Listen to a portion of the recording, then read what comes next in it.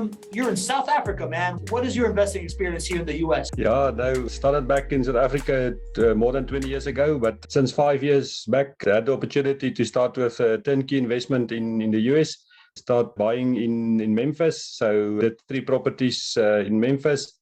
Things changed a little bit, cash flows, rent, interest rates, all of the things that always happens, and the availability just became crazy, nothing to be found. So looking out for more investors, and ended up with JWB. And specifically when we start looking for the second round of this exercise, we wanted new construction. So that's how we ended up with JWB, and that's the story. What's the appeal of going through the hurdles to invest in rental properties in the United States? For us, it was a matter of timing. So we got to the point in South Africa where we felt we need to diversify. So we had in a few different areas in South Africa, we had property. And because of the way the market went, we had good appreciation like everywhere else in the world probably. And then we had the opportunity to sell stuff. And, that almost dream that we could own something in the US was first of all a target to go for. The fact that we could purchase anything that we want by simply having a visa, which is, we looked at Australia, New Zealand, UK, US, and in terms of ease of buying, US was definitely on top of the list. So that was another thing. We loved the country since we first visited it. So there was a lot of benefits, and then to have dollars as part of our investment. Now, our currency is devaluating against the dollar on average 9% a year.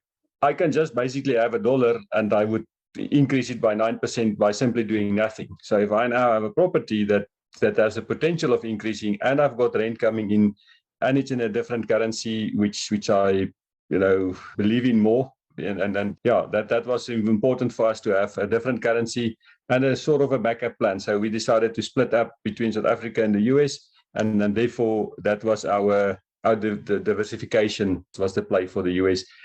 And the service providers made it possible. I would have never tried something like this if the service provider wasn't a real full turnkey provider.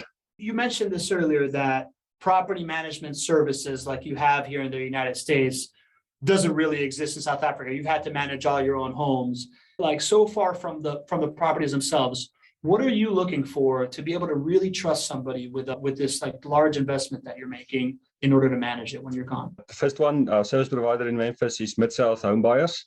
Yes, there's a waiting list. That's what obviously nobody likes. For me, it was acceptable. I know I'm going to wait months, 6 months, maybe a year. That was part of the plan. So because it took so long to identify the provider, I was happy to. It took me 2 years to source or to make a pick on a provider. So to wait another 6 months or a year was just part of the process. For me, I worked it backwards as they normally. I think it probably came up on your show as well. You start off, in my case, I had to start off with finding the provider so that I eventually can find the house. So once the provider has been identified, then you can look at the house and the property and the neighborhood and all the other stuff that comes along with it. So we obviously definitely work backwards. So I had to find the provider, and then I look at the environment around it. Provider-wise, it was absolutely critical for us when we start identifying service for turnkey providers, is that the turnkey provider, and whether we're talking rehab or new build, let's maybe make it easier. So they have to buy the house, they need to rehab it, they need to put a tenant in there, they need to manage it. And maintain it.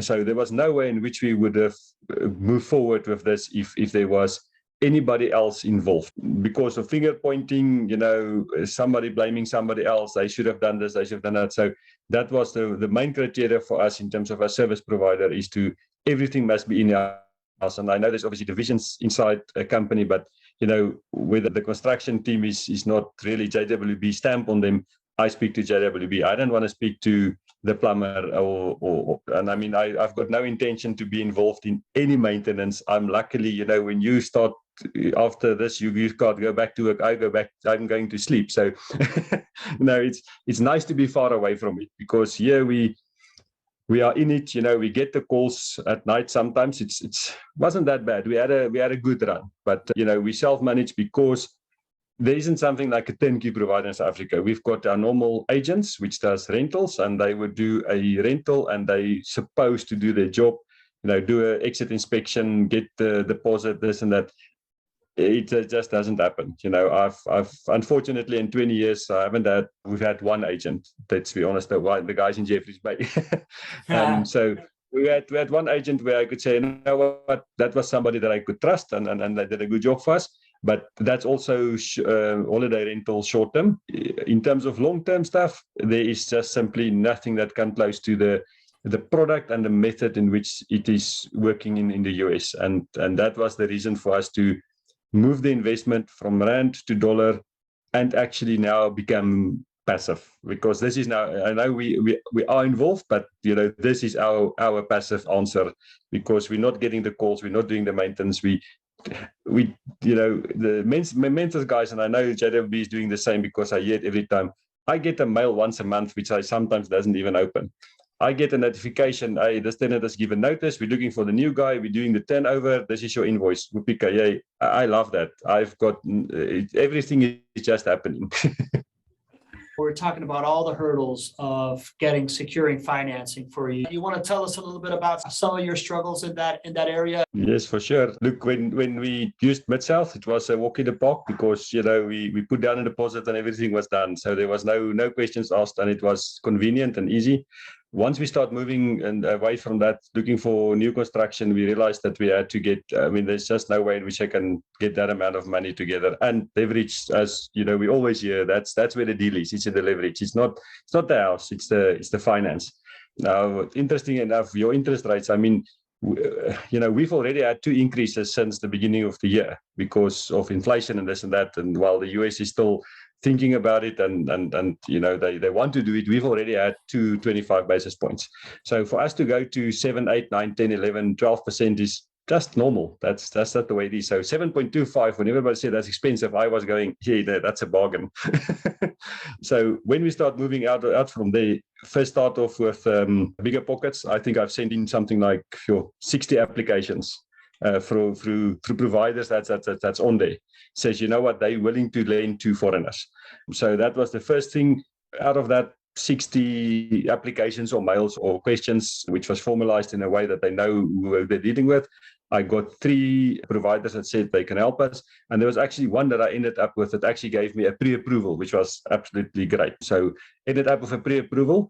Before we ended up with JWB, we actually tried a provider in Texas, which didn't work out well. It just, the fact that mails don't get answered, that was it. We actually, even before we got something, we realized it's going to backfire totally.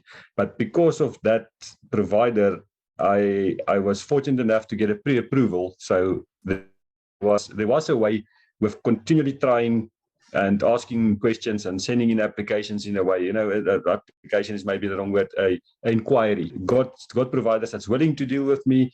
And now at least I got a bit of a track record. So there's tax returns for 3 years, which helped a little bit. There's a bank account, which helped a bit. So all of these little things that you might not think is critical, actually it helps a lot towards the end goal. Got the pre-approval, got to JWB. They told me, sorry for you, we only use our own provider. So that wasn't very nice, but that's the rule. Eventually got to a point where I spoke to one of the lenders that said, yes, you're a foreigner, we can help you. Interest rate 4.85%, which was still great, 30% down, 4.85. And then we started the process, selecting the property. And it was actually, despite the fact that I feel that could have get a little bit more information because I didn't know, and I didn't know the right questions to ask also. Got a bit of a surprise when we didn't have enough cash showing in the account for a certain amount of time.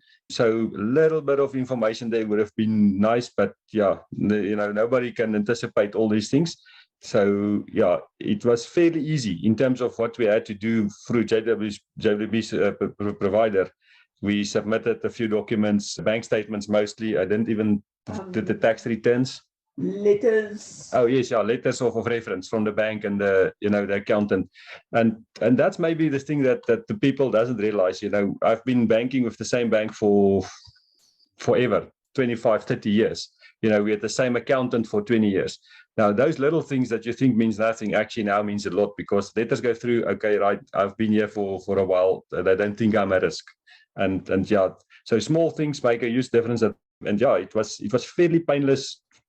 I think it was easier to get a loan in the US than I would have got one locally, to be very honest, which is, again, the reason we're moving away to the USA in terms of property. Interesting, man. What are your plans moving forward as far as your rental property portfolio, and what advice would you give to anybody that's thinking about getting into this asset class? The interesting thing is it always changes, and then maybe I can answer that question very easily. Remember, the Memphis stuff is on a 10-year bond or 10-year mortgage. So I started 5 years ago, so we're halfway there. Now that cash flow now jumps from $100 to $600 or $100 to $700 a month, which makes a huge difference because my timeline is 10 years. So in terms of cash flow, so that will actually make a huge jump in my cash flow. And therefore I will not obviously move those or sell those properties to go for a 30-year bond or 30-year mortgage with a very low cash flow. So the JWB stuff is the boosters. You know, this is the gamble for me. Should make a little bit of money, and I hope for the appreciation. If it doesn't appreciate, I'll stick around. So this is the booster property. So that will actually, this should hopefully buy more properties as we go along. You know, buying one a year is the plan, but hopefully 5 years, if I'm optimistic, maybe this can roll into 2. If it goes not as according to plan, maybe it takes 10 years, but I don't need this cash flow. So this is the last resort in terms of, let's use this as the final backup plan and hopefully boost the portfolio as we go along with, because of the appreciation we hope for in Jacksonville, which I'm not hoping for in Memphis, but the cash flow there is great. So therefore, every provider's got his position, and I think everybody's, your plan you need to have a plan, and it does change, because I thought I would buy 10 from Memphis and it just didn't work out that way. So yeah, we had to pivot, and here we are. So everything's got its place as we move forward.